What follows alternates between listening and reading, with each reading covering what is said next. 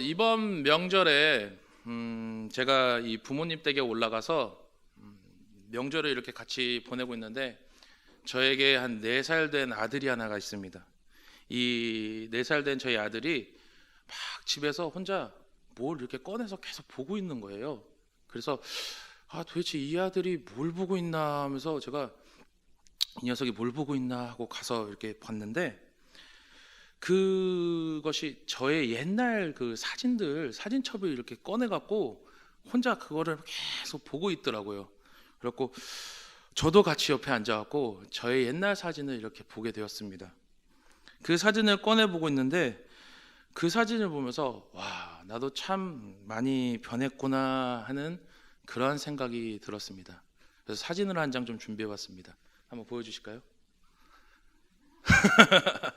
이게 술렁술렁하신데요. 저의 20대 초반의 그러한 모습입니다.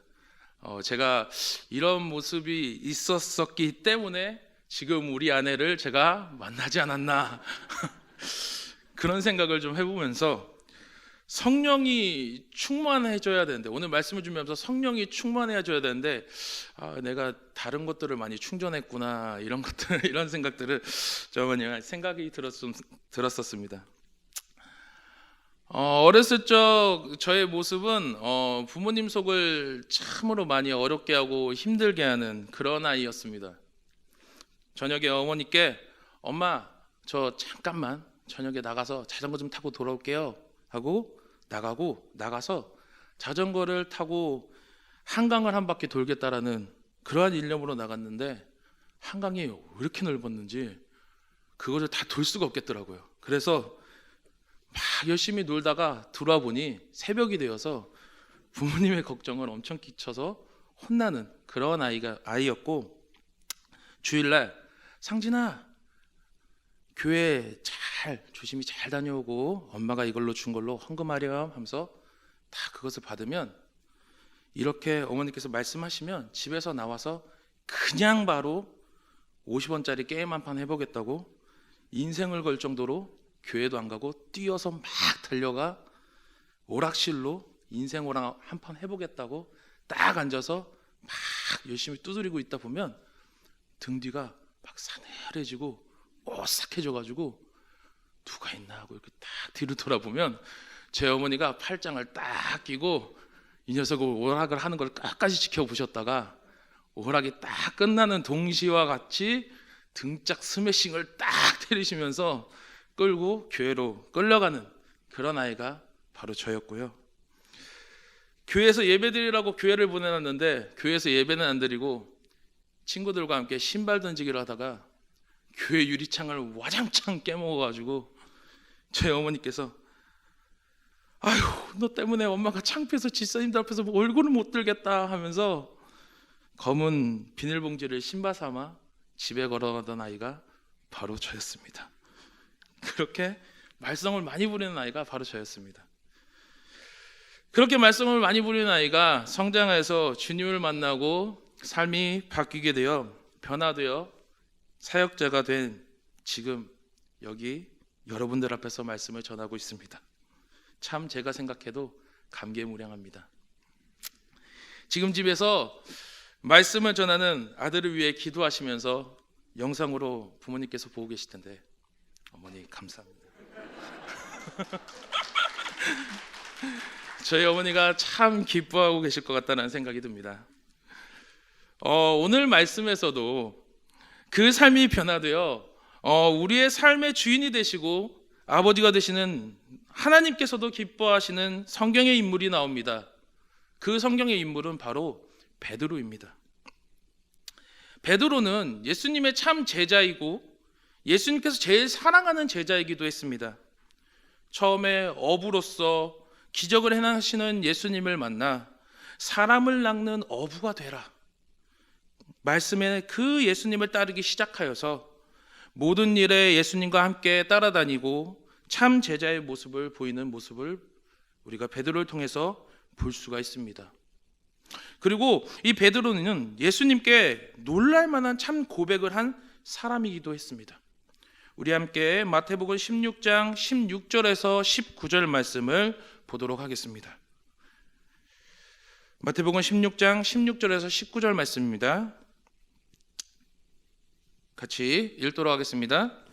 시몬 베드로가 대답하여 이르되 주는 그리스도시요 살아계신 하나님의 아들이시니이다. 예수께서 대답하여 이르시되 바요나 시몬아 내가 복이 있도다. 이를 내게 알게 한 이는 혈육이 아니요 하늘에 계신 내 아버지시니라. 또 내가 내게 이르노니 너는 베드로라. 내가 이 반석 위에 내 교회를 세우리니 음부의 권세가 이기지 못하리라. 내가 천국 열쇠를 내게 주리니 내가 땅에서 무엇이든지 매면 하늘에서도 매일 것이요 내가 땅에서 무엇이든지 풀면 하늘에서도 풀리리라 하시고. 아멘.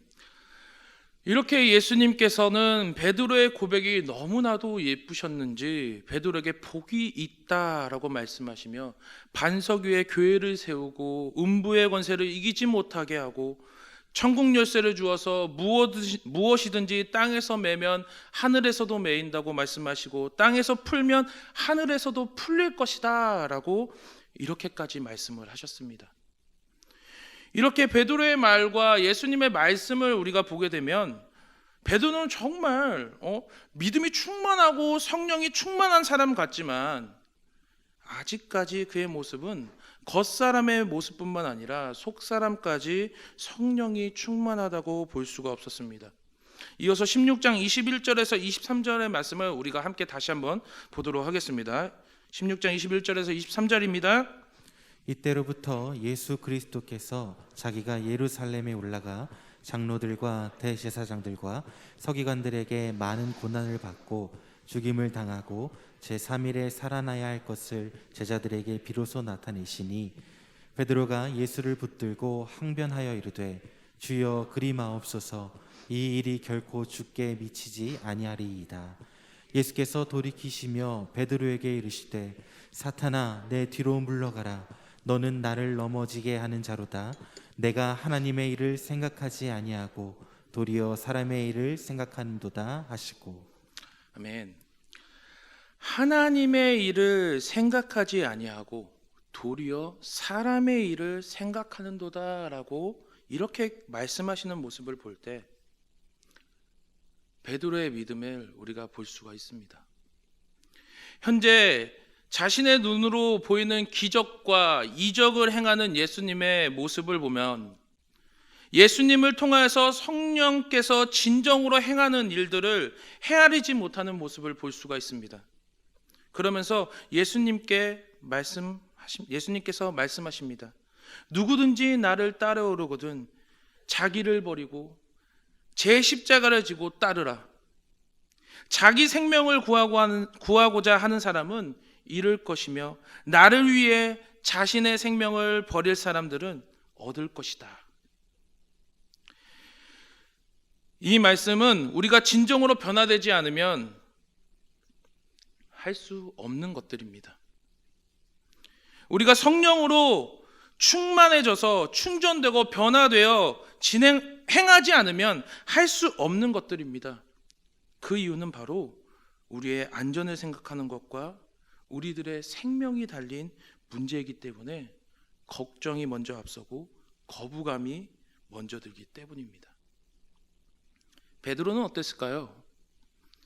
마태복음 26장 31절에서 34절 말씀을 보게 되면 예수님은 제자들에게 말씀하십니다. 오늘 밤 너희는 모두 나를 버릴 것이다.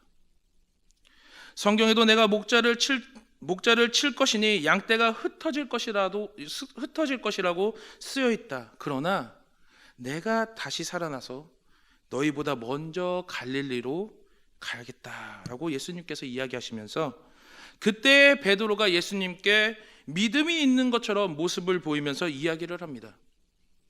모든 사람이 다 주님을 버린다고 해도 저는 절대 주님을 버리지 않겠습니다. 모든 사람이 다 주님을 버린다고 해도 절대 주님을 저는 버리지 않을 거예요. 그러자 예수님께서 다시 이야기하십니다. 네가 분명히 너에게 분명히 내가 말하지만 오늘 밤 닭이 울기 전에 3번이나 너가 나를 모른다고 말할 거야. 예수님께서 베드로에게 닭이 울기 전에 3번 예수님에 대해서 부인한다고 베드로에게 이야기를 해주었습니다. 그리고 예수님이 잡히고 모든 제자들이 흩어졌을 때 베드로는 예수님을 3번 모른다고 합니다. 그리고 예수님이 닭이 울기 전에 3번 나를 모를 거야 라고 말한 것이 그 말씀이 생각이 나서 밖으로 나가서 한없이 울게 되는 그 베드로의 모습을 우리가 볼 수가 있습니다.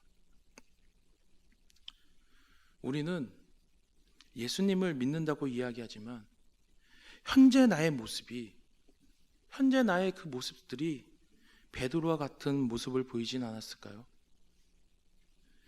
저와 여러분들 모두가 예수님을 내가 믿습니다, 예수님을 제가 사랑합니다 말로는 고백하는데 막상 나에게 어려운 상황, 나에게 힘든 상황이, 나에게 난처한 상황이 다가올 때 예수님의 자녀가 아닌 듯 예수님을 모릅니다 그렇게 행동하지는 않았나요? 예수님을 만났지만, 예수님을 보았지만 예수님을 믿는 자녀답지 않는 그러한 행동을 우리들이 보이진 않았나요? 우리는 우리가 변화되기 위해서, 성령 받기 위해서 다시 처음으로 돌아가야 합니다. 내가 예수님을 믿는다고 하지만 나의 모습이 그렇지 않다고 느낄 때, 내 안에 성령님과 함께 해야 하는데 그렇지 않은 나의 모습을 보일 때, 성령의 기름이 충만하게 나에게 부어져야 되는데 그렇지 않은 나의 모습을 보았을 때, 그랬을 때, 그때 처음 만난 예수님, 나를 떨리게 하고 나를 설레게 한 그 예수님을 우리는 다시 만나야 합니다. 베드로 역시 예수님이 죽으신 후에 처음의 일상인 고기 잡는 모습으로 돌아갑니다. 그 삶으로 돌아갔어요. 그런데 거기서 끝난 것이 아닙니다. 다시 예수님을 처음으로 만났던 그 상황과 같이 예수님은 베드로를 만나고 다시 말씀을 하십니다. 요한의 아들 시몬아, 내가 이 사람들보다 나를 더 사랑하느냐? 베드로는요, 그 말을 들었을 때 마음이 너무 아팠을 겁니다. 예수님을 만났지만 예수님의 모든 행함과 기적과 이적을 봤음에도 진정한 예수님을 만나지 못하고 예수님을 모른다고 한 그 베드로는 정말 예수님 앞에서 부끄러웠을 겁니다.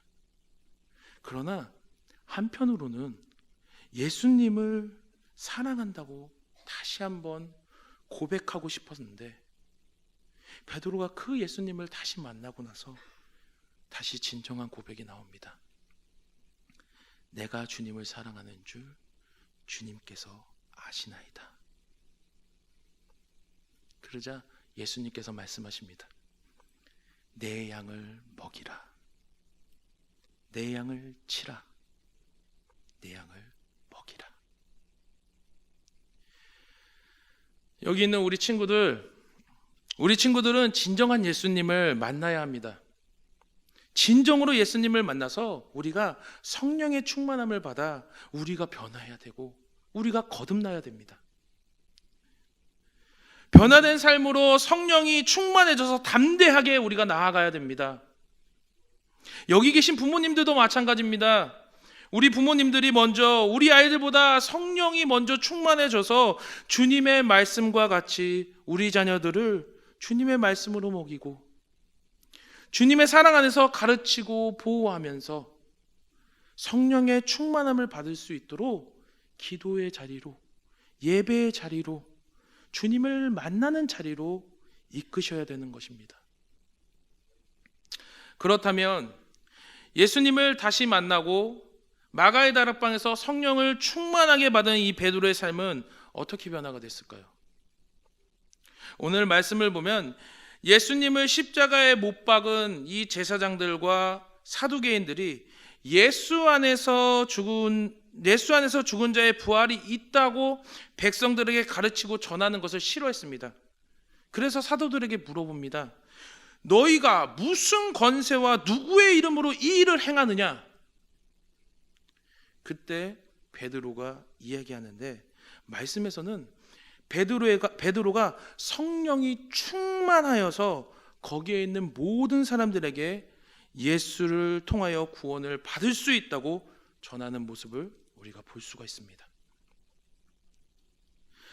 전에는 예수님 때문에 자기 자신을 숨기고 도망치면서 울던 그런 베드로였는데, 다시 예수님을 만나고 그의 삶이 변화되면서 성령이 충만해지면서 담대하게 예수님을 전하는 모습을 우리가 볼 수 있다는 것입니다.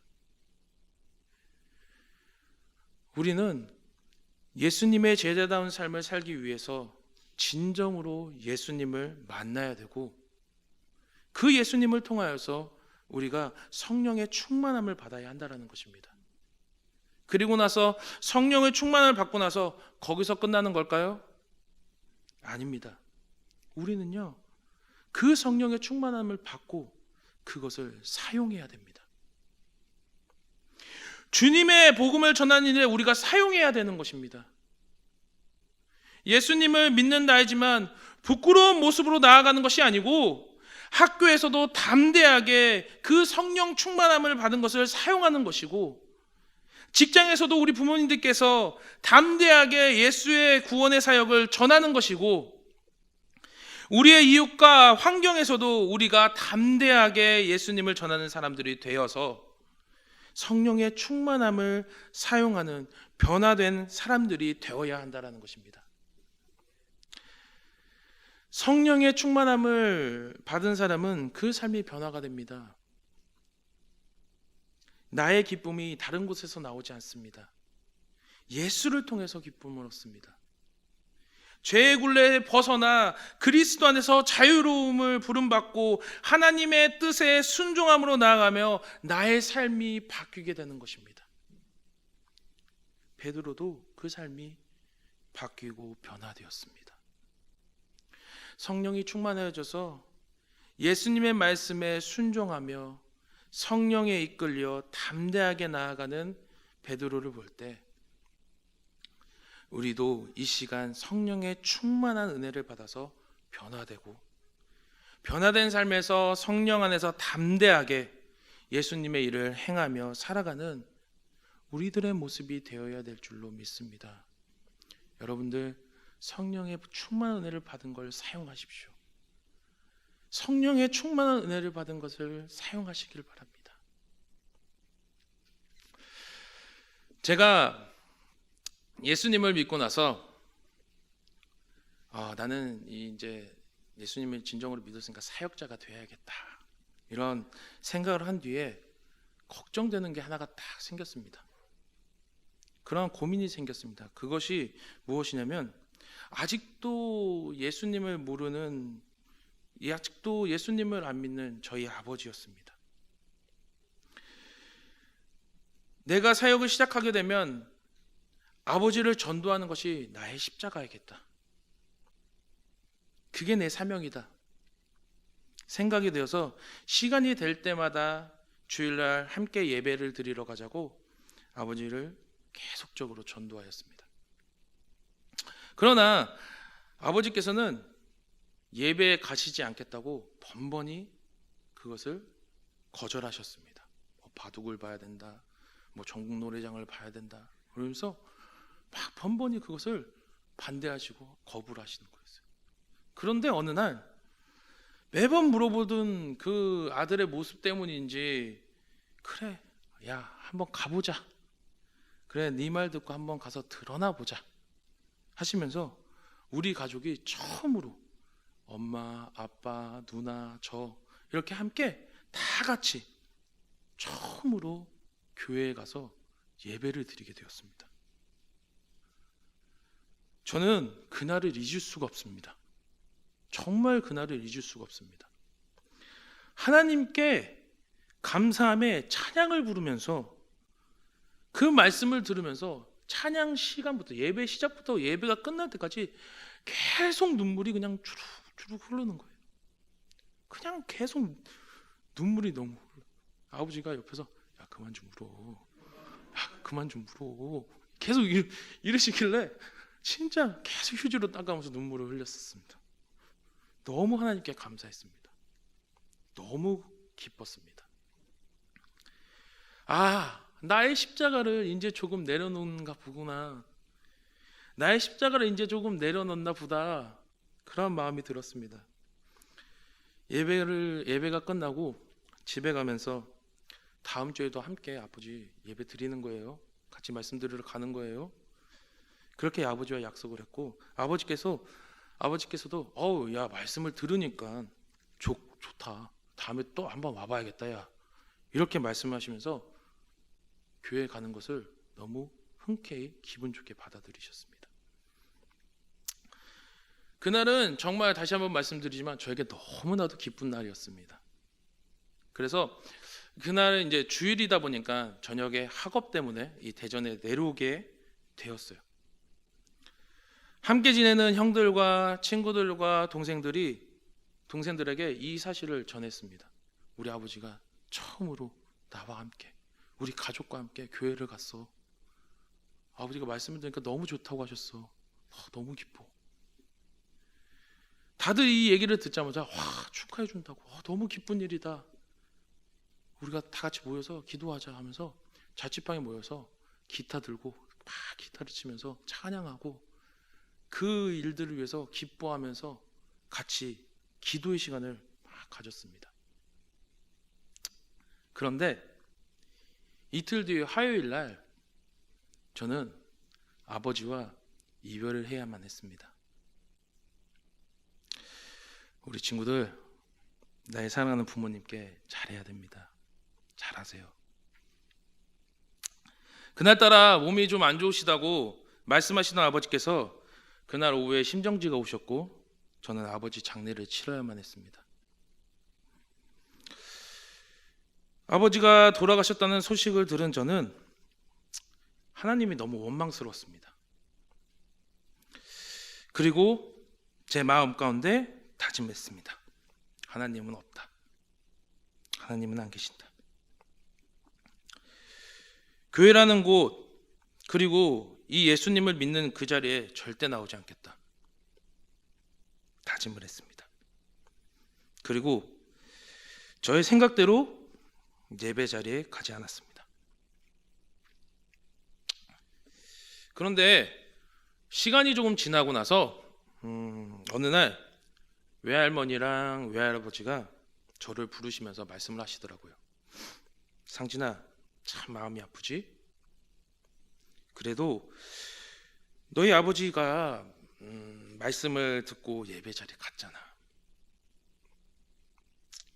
아버지가 너가 훌륭한 목회자가 되기를 원하셨어. 담대해져야 된다. 주님은 상진이 너를 아끼고 사랑한다.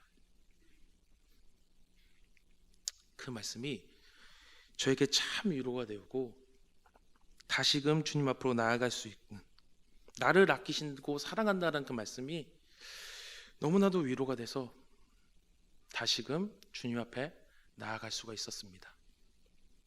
맞습니다. 우리 주님은요, 저와 여러분들을 너무나도 사랑하십니다. 주님이 우리를 너무나도 사랑하기 때문에, 성령님께서 나와 함께 하시기 때문에 우리는 두려움이 없고 담대해질 수 있고 예수 안에서, 성령 안에서 우리가 변화될 수 있는 것입니다. 사랑하는 늘사랑의 모든 가족 여러분, 성령의 충만함을 사모하시길 바랍니다. 성령 안에서 나 자신이 변화되기를 간구하시기 바랍니다. 변화된 삶을 통하여서 나의 주변이, 나의 환경이 변화되는 것을 기억하면서 오늘 하루도 변화된 삶을 통하여서 성령으로 충전하시는 저와 여러분들이 되기를 간절히 소망합니다.